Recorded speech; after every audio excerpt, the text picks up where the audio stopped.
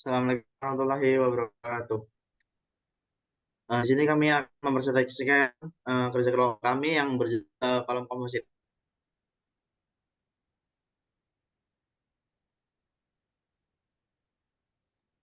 Eh, dengan anggota kelompok yang pertama ada saya sendiri yaitu Ahmad Mansuri dengan NIM 181. Selanjutnya ada Adi Septian Dini dengan akhir 129. Selanjutnya ada Rian Wirada dengan NIM akhir 039.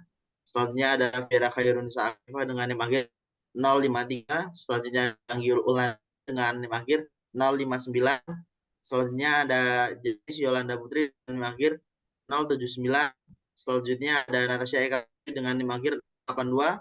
Selanjutnya Raffi Akila dengan NIM akhir 167. Selanjutnya ada Rawit Asmara dengan akhir 170. Selanjutnya ada Baginda Yusar Aureliano dengan NIM akhir 192. Dan terakhir ada Nadia dengan NIM akhir 20.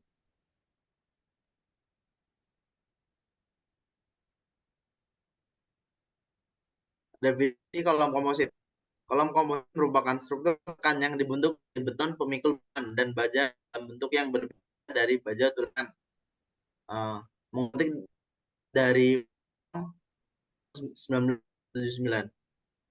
Kolom komposit adalah kolom yang menggunakan gabungan dua material atau definisi kolom komposit berdasarkan RFD adalah kolom baja yang dibuat dari potongan baja giling atau rolled atau glued up dan dicor di dalam beton struktural atau terbuat dari tab atau pipa baja dan diisi dengan beton struktural.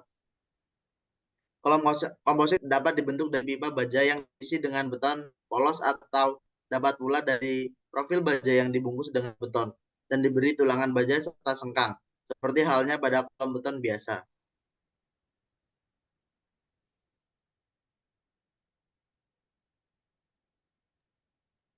Adapun peraturan kolom komposit, yaitu terdapat dua peraturan yang mengatur tentang kolom komposit Amerika, yaitu peraturan beton ACI 318 dan peraturan baja AISC LRFD.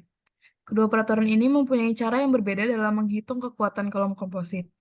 Pada ACI 318 mengenalkan dasar beton, sedangkan pada AISC LRFD melihatnya dengan dasar baja. Kemudian dari beberapa penelitian yang telah dilakukan, perhitungan kapasitas kolom dengan peraturan ACI 318 dinilai lebih akurat dibandingkan dengan AISC LRFD, dan juga dalam ACI 318 tidak ada perbandingan luas penampang dalam kolom dengan luas baja.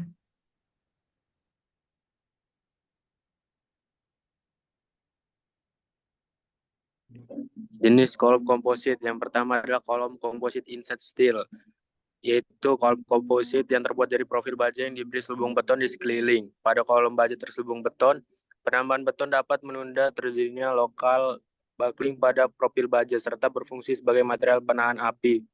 Sementara itu material baja di sini berfungsi sebagai penahan beban setelah beton gagal.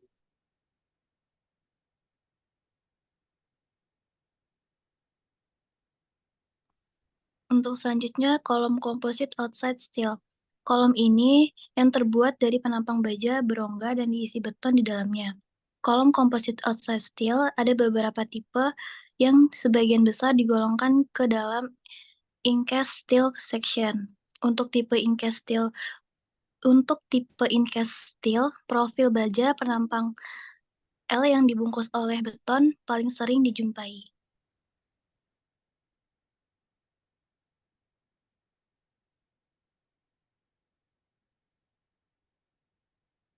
Lalu ada keuntungan kolom komposit. Kolom komposit dapat digunakan baik pada gedung bertingkat rendah maupun tinggi.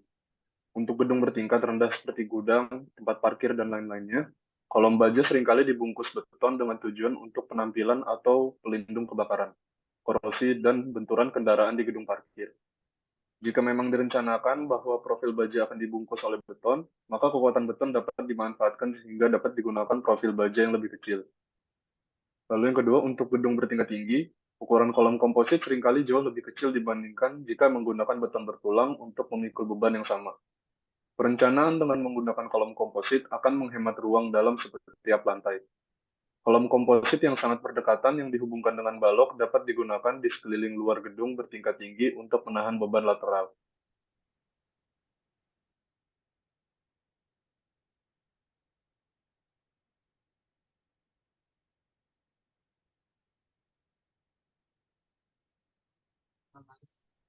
Selanjutnya untuk kekurangan kolom komposit.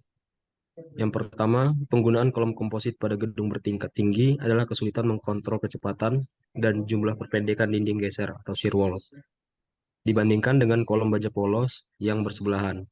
Perhitungan perpendekan yang tepat sangat sulit karena aktivitas tahapan konstruksi dan berlangsung pada sejumlah lantai dari bangunan.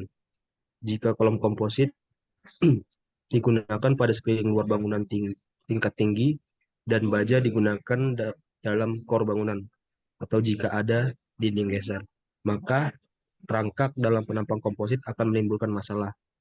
Akibat dari hal ini adalah lantai beton yang tidak mempunyai ketinggian yang sama. Yang kedua, kurangnya pengetahuan tentang ikatan antara beton dan profil baja. Hal ini penting untuk transfer momen melalui pertemuan balok dengan kolom. Dikhawatirkan jika terjadi regangan bolak-balik pada pertemuan tersebut yang disebabkan oleh gempa, dapat menyebabkan kehancuran sambungan. Kemudian ada faktor kolom komposit. Dalam analisis kolom komposit, beberapa faktor yang perlu diperhatikan adalah yang pertama, kekuatan tekan, yaitu kolom komposit memiliki kekuatan tekan yang lebih besar dibandingkan kolom beton. Kemudian kekuatan geser, yaitu kolom komposit memiliki kekuatan geser yang lebih besar dibandingkan kolom beton. Kemudian perilaku berbagai jenis tanah. Kolom komposit memiliki perilaku yang berbeda pada berbagai jenis tanah seperti tanah keras, sedang, dan lunak. Kemudian yang terakhir beban gempa. Kolom komposit harus dapat menahan beban gempa yang kuat.